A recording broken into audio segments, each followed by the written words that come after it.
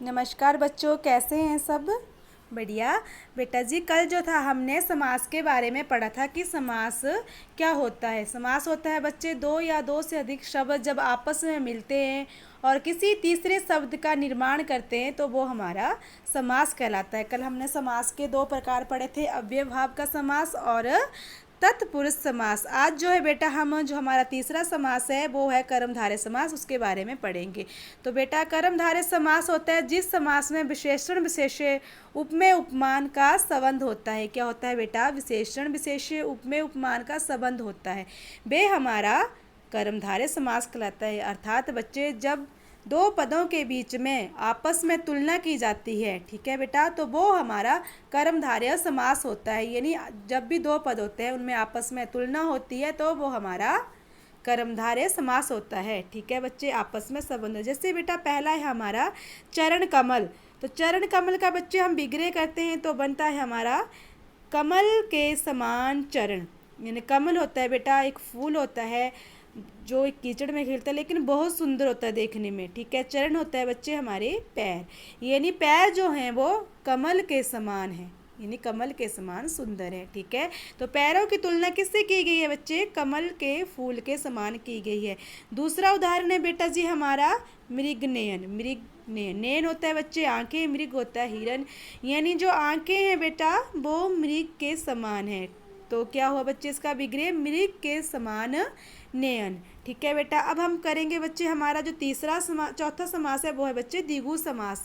द्विगु समास क्या होता है? जिस समास में पहला पद संख्यावाचक होता है। ठीक है बेटा, पहला पद संख्यावाचक, वो हमारा द्विगु समास कहलाता है। ठीक है बच्चे, जैसे उदाहरण है नवग्रह।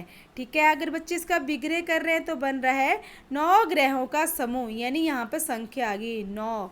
ठीक है, तो ये हमारा हो बच्चे द्विगु समास। ठीक है, जहाँ पर संख्या हो, पहला पद संख्यावाचक हो। दूसरा है बच्चे पंचरत्न। पंचरत्न का बच्चे विग्रह करते हैं तो बनता है 5 रत्नों का समूह।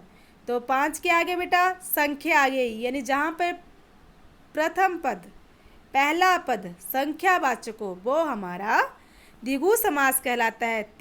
पांचवा है बच्चे द्वंद्व समास। द्वंद्व होता है बच्चे जैसे युद्ध। ठीक है, ये द्वंद्व समास में दोनों पद प्रधान होते हैं। ठीक है, क्या होता है बच्चे यहाँ पर जो दोनों पद होते हैं वो प्रधान होते हैं, तो दोनों पदों में एक दूसरे के पूरक होते हैं। कि दोनों पद जो होते हैं वो एक दूसरे के क्या होते हैं बेटा जी? पूरक होते हैं। पूरक होते हैं अर्थात विलोम होते हैं, एक दूसरे के उल्टे होते हैं। दो पद होते हैं, दोनों पद एक दूसरे के उल्टे होते हैं, वो हमारा द्वंद्व समास होता है। ठीक है बेटा जी, जैसे पहला उदाहरण है बच्चे हमारे यहाँ पर सुख दुख। इसका विग्रह करते हैं बच्चे, बनता है सुख और दुख, यानी दोनों पद सुख और दुख एक दूसरे के उल्टे पद है। ठीक है, एक दूसरे के उल्टे शब्द हैं। ठीक है, विलोम शब्द हैं।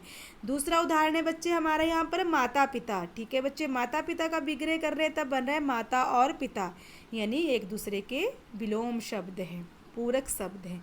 तो ये होता है द्वंद्व समास, जहाँ पर दोनों पद एक दूसरे के पूरक होते हैं, एक दूसरे के उल्टे होते हैं। ठीक है बच्चे, अब है बेटा हमारा छठा समास।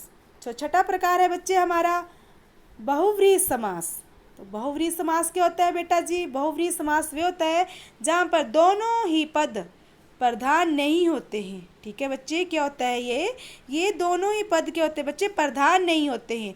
इसमें जो है तीसरा पद प्रधान होता है, दोनों ही पद प्रधान नहीं होते हैं, तीसरा पद प्रधान होता है। अर्थात जो भी हमारा समस्त पद होता है जब बच्चे हम उसका विग्रह करता है तो कोई और पद निकल के आ जाता है। ठीक है बच्चे, जैसे बच्चे हमारा पहला यहाँ पर लंबोदर। लंबोदर का बच्चे हम विग्रह करते हैं तो बनता है लंबा है उदर, जिसका उदर होता है बच्चे पेट। तो कौन होते हैं बच्चे? वो होते हैं गणेश भगवान जी। ठीक है, दूसरा है बच्चे हमारा नीलकंठ। अर्थात बच्चे इसका विग्रह करते तो बनता है नीला है कंठ जिसका, यानी किसका होता है बेटा जी? शिव का। ठीक है बच्चे, आगे है बेटा हमारा तीसरा जो उदाहरण है वो है बच्चे चतुर्भुज। ठीक है बेटा, चतुर्भुज का विग्रह करते हैं तो बनता है 4 हैं भुजाएं जिसकी। तो वो कौन होते हैं? वो होते हैं बेटा जी हमारे विष्णु भगवान जी। ठीक है, तो ये होता है बहुव्रीहि समास, यानी जब हम विग्रह करते हैं तो कोई और पद निकल के आता है और वो पद प्रधान होता है। यानी विष्णु को हम किस नाम से जानते हैं? चतुर्भुज के नाम से। ठीक है बेटा जी, गणेश को हम किस नाम से जानते हैं? लंबोदर के नाम से। शिव को किस नाम से जानते हैं? नीलकंठ के नाम से। ठीक है, तो जब बच्चे हम विग्रह करते हैं तो विग्रह करके तीसरा पद प्रधान होता है, वो हमारा बहुव्रीहि समास होता है। ठीक है बेटा जी, तो ये था आपका समास का टॉपिक। ठीक है बच्चे, ओके बाय बाय बेटा।